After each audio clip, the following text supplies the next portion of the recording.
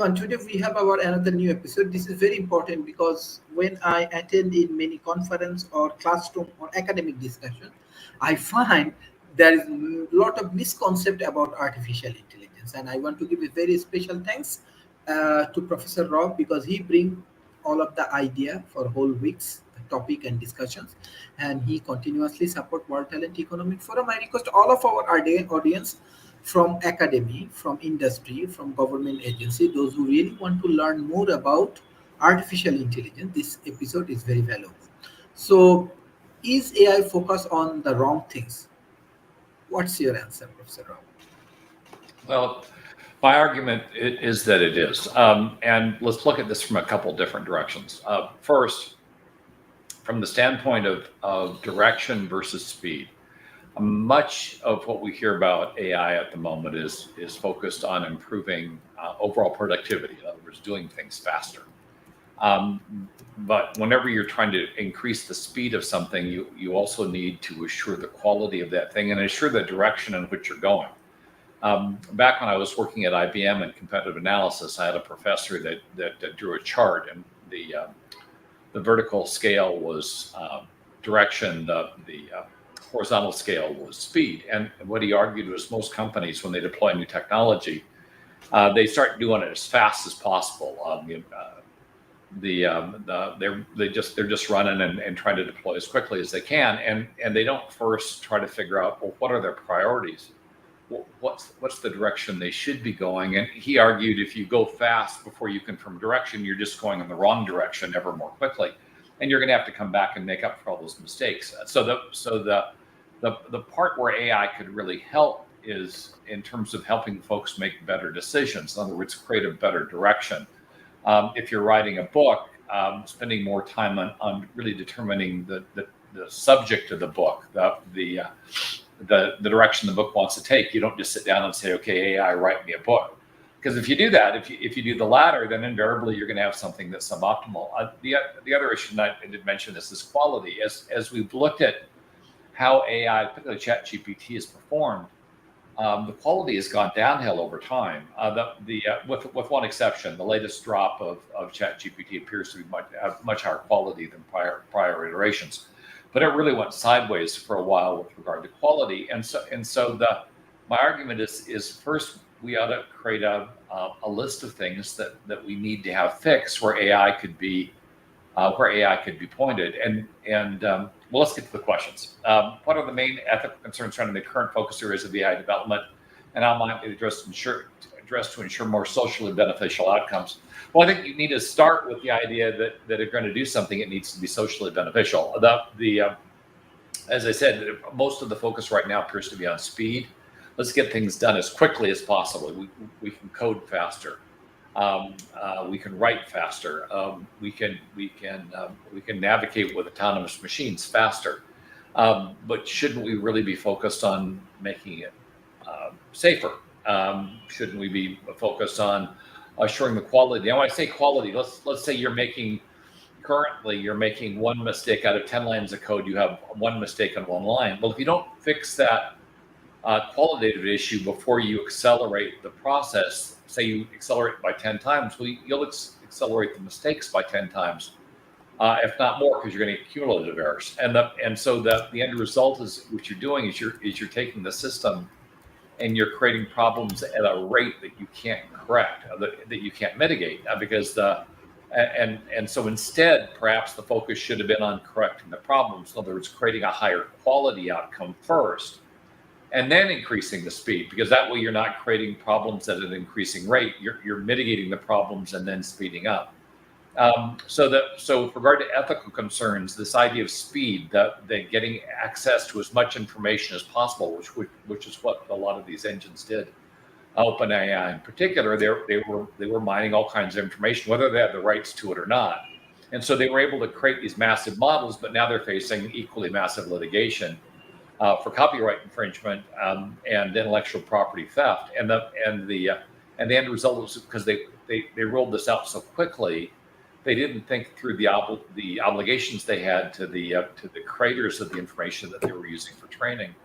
and instead they just exacerbated their underlying problems. And so the end result is they've got a lot of avoidable litigation um, that that that they're undertaking right now because they didn't address this stuff up front. So if you're going to do something that increases the speed of anything, you, I think you first need to focus on making sure that thing you're increasing the speed of is of acceptable quality and it's going in the right direction. It's going where you want to go. Now, if we look at our priorities and we list our priorities as far as where we need AI focused, I would first argue where we need AI focused isn't on doing things like writing code, writing books, and creating art.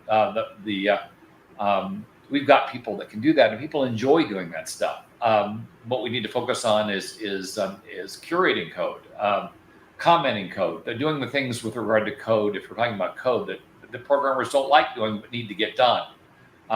Going back and making sure the code that's written is of high quality, making sure the code that's written has comments, somebody else coming back, whether it be a machine or a human, looking at the code can tell what the intent of the code was to help determine and identify errors that might have been made in the code, or if that code needs to be migrated to another platform, helping that future programmer easily migrate the code across because they understand not only what the code was as it was written, but what the intent of the programmer was.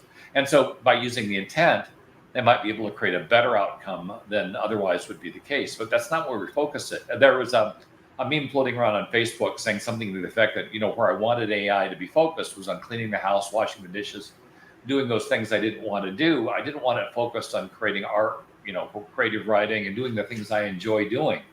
And that's exactly where we seem to be focusing AI at the moment, is focusing it on things that people like doing, and not focusing it on things that people don't like doing or that are unsafe. Yeah, we do have robots that go into hostile environments like mines, but the focus on doing that has not been anywhere near as great as the focus on speeding up performance on things that are very different. So my point in bringing this up is, with AI, we should have a higher priority on those things that we need to get done, and a lower priority on those things that people like doing.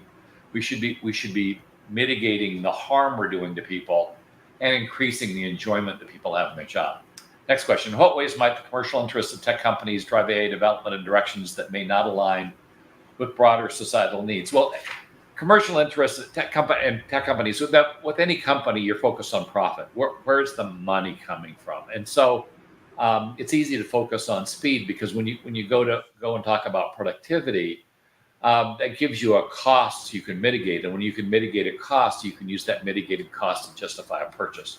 And so, and it's easy to do that. If you take an hourly worker and you're able to get them to do twice what they would normally do in a given hour, then that money that you saved in terms of salary, that extra worker that you otherwise might have had to hire, is a benefit that you can put against the cost of that technology. And so it makes for a relatively easy calculation. And so a lot of the calculations, going back to Windows 95, for instance, what had to do with the fact that when you deploy this stuff, your people are going to be so much more productive. Your return on investment is going to be 100% in 6 months, 12 months, or whatever. But even back then, we didn't really talk about the quality of the work. We talked about how much faster you would be able to get something done, but not necessarily what the impact on quality was going to be. And certainly we saw with some of those early programs, they were really buggy. And so you spend a lot of time that wasn't recorded in terms of mitigating the problems the code had. As we get to AI and we have problems like that, you can imagine that a code mistake that's made with regard to AI would cause that AI to make increasing mistakes over a broad area, so that productivity benefit that you're achieving would be massively offset by the lower quality you're putting out. In fact, you can kind of see, as different companies have adopted AI for coding, we've seen what appears to be a decrease in the quality of the code that's coming out. Yes, they're putting out more, but the quality has gone down. We saw this with regard to creative writing as well, with regard to science fiction books in particular. A lot of the publishers had to shut down submissions. They were getting so much junk that was AI written that they didn't have the capacity to edit it all or even look at it all.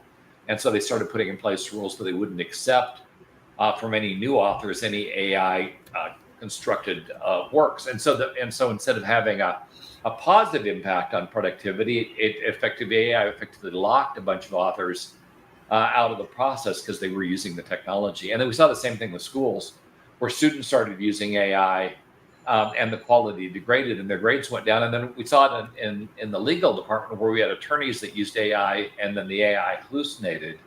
And I believe the last attorneys that did this got disbarred because they were certainly penalized. They were up for disbarment. I don't remember if they're actually disbarred or not. But they created a bunch of briefs that were bogus. The references and citings have been created by the AI, and thus they were thrown out of court, as were the attorneys. So again, they were able to do it faster, but it wasn't better, and because they ended up losing their potentially losing their jobs. It certainly wasn't cost effective. That comes down to the really where AI needs to be focused. It needs to be focused on helping people make better decisions, more timely decisions that are good, and focused on improving overall quality. Not focused on speed at the moment, because that focus on speed is creating significant problems with regard to quality and direction. Thank you, Professor. My next questions to you: in what ways might the commercial interest of tech companies drive AI development in directions that may not align with broader social needs? Societal needs. Yeah, that was the one I just answered. That companies are focused on profit, and so the end result it forced them down that path of productivity because it was easier to calculate. And the end result is ethics, to a lot, with exceptions. I mean, clearly IBM has a major ethics effort. Microsoft has spun up an ethical effort as well. NVIDIA as well. I think to a large extent, making sure that litigation doesn't result from their activities has become very important. And more important, it doesn't do you any good to harm your customers. In the end, having an unethical approach to AI can be very damaging. Although I think you can look at OpenAI and kind of question the ethics that they're using to develop their platform, the training models, and a lot of things they've been using, particularly the complaints that have come out of executive staff and the resignations out of executive staff have raised some fairly significant red flags across that effort, and concerns about not only the quality of the work that the AI is performing, but the ability to defend the training sets that they're using, and the end result being that they're experiencing a lot of pain that otherwise might have been avoidable had they focused on ethics early on. But right now, OpenAI seems to be just very mixed in terms of their focus on ethics. Originally, getting rid of the people that were supposedly looking at the platform long term and assuring it from an ethical standpoint. Recently, I've heard they've spun back up another ethics group, but it just doesn't look like leadership is really on board with focusing on quality and ethics for this platform. They're really trying to move as quickly as possible, and you can understand why. I mean, this is a dead-on race between the AI providers, and OpenAI may be in the lead right now, but arguably they probably won't be unless they move very quickly by the end of the year. So that's kind of why the industry is off step in terms of ethics, is because of the speed in which everybody's being forced to advance their platform in order to remain competitive. But with a very real downside is if they get the ethics issue wrong, they could be sued or fined into obsolescence by large entities like governments and corporations that are damaged by the low quality of the product, or by any unethical behavior that compromises the result. Thank you. So, how could a shift in focus from profit-driven AI application to solve global challenges such as climate change, healthcare, and education impact the future of AI and society as a whole? Well, I'm not seeing any shift in focus from profit-driven. The companies are driven by profit. They have to remain viable, which means they have to have money going back to their investors. Otherwise, they'll be broken up or shut down. So right now, profit is the focus of this. What governments can do is, if they want AI focused on other areas, they can create grants. They can fund programs to assure that those efforts go in the direction the governments want them to go. And they've done this in the past. So we've certainly had incentives for electrical vehicles. That can be incentives in place. And we have incentives even for farmers not to grow stuff that is in surplus. Governments can use a combination of fines and support to drive the industry more in directions to where it needs to go. If we were going to use AI with kids, you would really want the AI to assist the child in their development, not do the problems for them. In other words, help them learn, not get them through their homework more quickly so they don't learn. And there lies that kind of the difficulty overall in terms of the application of AI. Is right now much of it is not being used to help humans get better. It's just being used to either eliminate employees or increase their productivity to a degree where you don't need as many, which is another way of saying eliminate employees. And I think that's a mistake because if you do go down this particular path and it results in massive unemployment, then you've created yet another large problem to solve, and a problem that AI really isn't well positioned to solve by using AI inappropriately. And so we should be looking at AI, I think, overall. If we wanted to do the things that we needed to do, is government needs to take an active role in both incentives and disincentives in terms of directing AI's development where society needs it to be, and not just purely on profit. Thank you. My next questions: to what extent in the focus on developing AI for entertainment and convince, detecting from advance in more critical area like uh, scientific research and public health? Well, Yeah. companies are going where the money kind of is, and there's a lot of money in entertainment. To create a blockbuster movie or a major piece of work can cost hundreds of millions of dollars in terms of development and staffing funds, and AI can reduce those costs dramatically. And it is kind of a zero sum game if you're focusing a lot of people on creating artistic works. Those same people won't have the bandwidth to be focused on creating scientific advancements. On the other hand, AI can be used in both areas. It's really a matter of training sets and who's interested. So it doesn't necessarily have to be the way that I've highlighted. But right now, companies are focused where the money is, and the money is more likely to be in areas like entertainment than it is in some types of scientific development. Certainly, drug research is an area where AI has been focused and will be focused, and had focused in the past and will be focused in the future. But here's, again, an area where you kind of need government oversight, because the profit structure for drug development is broken. And the end result, of course, is we've got critical drugs at prices that nobody can afford. And yet with our high levels of automation, we should be able to make this stuff better, faster, cheaper. And so the fact that we're not, the fact that the application of this technology is not resulting in significant decreases in the price of medications would again indicate the government needs to step in and assure that profits aren't excessive and that the technology isn't being used to the detriment of the individuals. But AI used for art is also somewhat low risk. In terms of if you're using AI to develop a vehicle or a medical procedure and you get it wrong, people are going to die. If you use AI for creativity, well, you might have a plot element that's wrong. You might have a visual element that looks bad, but nobody's going to die over that. And litigation probably isn't going to result of it either. Litigation will result if you take somebody's image and use it without approval and that kind of thing, but that can be mitigated. So the lack of risk in entertainment plus the profit upside is significant enough to focus the industry on those areas that are more profitable and away from areas like scientific development and education where they're not as profitable. Mhm. Yes, because how might the current priorities of AI research and development influence social equalities, and what step can be taken to ensure AI benefits are distributed more equitably? Well, this is similar to internet access, which we've seen is that tends to disfavor folks that are in economic distress. AI is the same thing. It's a tool, and it's an expensive tool. It takes about $100 million still to train up a large language model. So it's not for the faint of heart. And the end result is, large companies can afford to do the training, small companies not so much.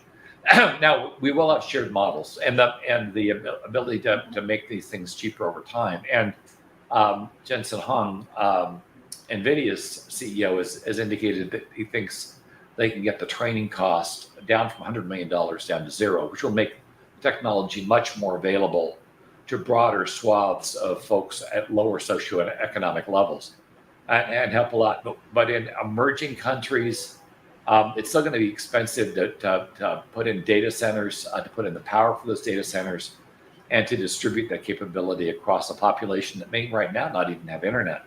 And so so it is likely, particularly near term, that AI will be creating a higher degree of social inequity rather than mitigating the social inequity, which it may do long term. As this technology moves down the pipe, becomes ever more available to people, it's certainly possible that lower groups that are farther down on the food chain may gain benefit. On the other hand, if we keep looking at AI as a way to replace workers as opposed to enhance them, then instead it could just be locking a lot of people out of the market. AI just simply does the jobs that they previously did, and now those jobs no longer exist, and that would even be worse. And right now that's the direction I think we're in, which is unfortunate. So as it is right now, I expect it's going to most decidedly increase the social inequity between different socioeconomic groups. Excellent. So, what is your advice? How we can develop better AI, and how it bring more benefit for the society? Well, I think it starts off with for sitting down and deciding where you need the help. Where are the exposures? What is the problem that needs to be solved? Often what we have on the new technologies, we start with the technology and we start hitting it against every problem that comes up. Much like the screwdriver company that treats everything like it's a screw. AI is not yet appropriate for everything. And the places where we need it to provide help, decision support in particular for politicians and executives, seems to be an under-focused area for AI. And so that we continue to see massive mistakes being made in companies that should know better. For instance, Tesla and Elon Musk's compensation package. That would seem to be a no-brainer. You do not pay a chief executive that's part-time that kind of money. It's just going to cripple the company's R&D effort and lower dramatically its profit, making it far less competitive in an ever more competitive market. Yet Tesla is struggling with this. The board wants to pay it because they're afraid Musk is going to take his brain and take it someplace else, even though he's kind of already done that. And the rank and file stockholders are pretty much convinced they're done with Musk and they would just simply move on, and they get a full-time CEO that's going to take the company forward and charge a much more reasonable fee to do so, which is the right decision. Well, that's something that AI can help with in terms of laying out the pros and cons and even modeling out the outcome of both sides of that decision. But we don't use it that way. And Tesla is an AI company, though it is interesting to note that Musk took a bunch of the AI components, a large amount of the AI components that were supposed to go to Tesla, and shifted them over to his own private company, X, which is now they're going to create significant problems for him in the SEC. But it goes back to, again, it's AI is not being used to assist with decisions. Bad decisions that are avoidable are being made because AI is not being brought in to help make the decision better. And the end result is even companies like Tesla that have major investments in AI continue to struggle with decisions that AI would be able to help with and undoubtedly create better outcomes for what's being considered. So yeah, it's kind of a mess, but we do need to have we need to develop a list of things that we would like to have AI, prioritized list that we would like to have AI focus on, and then a government needs to get behind that list and ensure those high priority items are addressed timely as opposed to as afterthoughts. Mhm. Thank you. What is your advice for startup, those who are trying to develop AI? Well, with any startup, you're looking for the customer first. Who is it you're developing for? And you need to instrument that customer, You need to get a feel for what they want today, and you need to be able to project forward what they may want tomorrow. Great. So the end result is the if you roll them. I mean, the typical startup, they have an idea.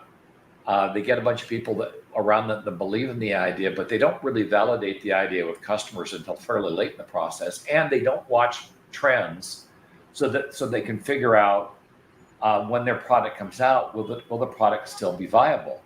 And the end result is a lot of startups fail, and this again is an area where AI can help a great deal in terms of decision support. You have a concept. You could certainly emulate that concept against a future model of the market and see if it's going to be viable. The other thing that often startups fail at is really thinking through the overall organizational needs of the company that you're building. Particularly, they leave out finance, and the end result is they generally ask for too little money, and so they're underfunded. And the result of that is they are unsuccessful in their overall operation, or they have to sell out for pennies in the dollar a lot of the work they've done on their own time, because they were never able to take the technology to market, and another company that has more bandwidth then does that for them, and they lose out. So where a new AI company should be focused is on a problem that they've identified that not only exists today but will exist in the future, and something that if they are successful, they can defend against. Right now, I would argue that part of what you want to do is develop partnerships early on, because it's kind of a feeding frenzy for AI at the moment. And so even if you are good at developing something, protecting what it is you developed from a predatory competitor that could be much larger, may be your bigger problem than just getting the thing to market. And so those things need to be considered up front, and you need to design the company and the support of the company with regard to those future challenges, so you can overcome them. Excellent. Professor, what's your closing remarks for today's session? Well, like my old professor, I think the focus on any new technology should first be on what the direction of that technology should be, and then focus on speed, not speed and then direction. If I think it was one of the football coaches years ago said, if you don't know where you're going, it's pretty clear you're not going to get there. And it's real important that we begin to prioritize where we want AI to be focused. We begin to anticipate what can go wrong when AI is misfocused. Whether we're talking about AI weapon systems, we're just talking about programming mistakes that could cause catastrophic problems. We need a much better AI defense against the mistakes that will come, and we don't have that yet. And then finally, as we look into education and overall, we need to be much more focused on AI as an assistant to people, as opposed to as a replacement for people, because otherwise we're going to have significant unemployment problems, and the concerns that folks like Musk and Gates have raised will become reality, and that'll be problematic.